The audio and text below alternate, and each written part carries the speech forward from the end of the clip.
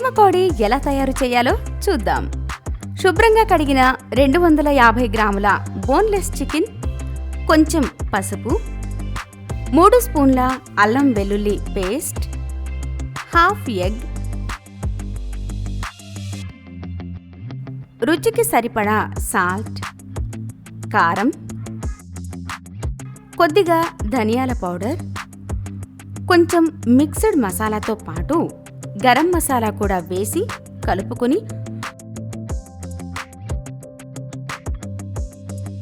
కొద్దిగా మైదా, corn flour వేసి బాగా కలుపుకొని ఒక 30 నిమిషాలు పక్కన పెట్టుకోవాలి.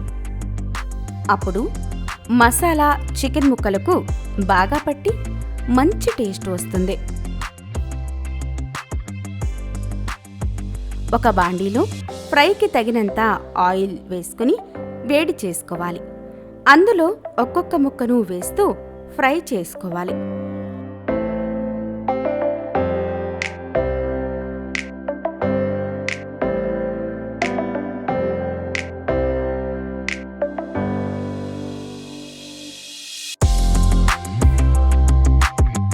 ఐదు నిమిషాల తర్వాత ఒక కప్ కరివేపాకు, పచ్చిమిర్చి వేసి ఈ చికెన్ ముక్కలతో పాటుగా ఫ్రై చేసుకోవాలి.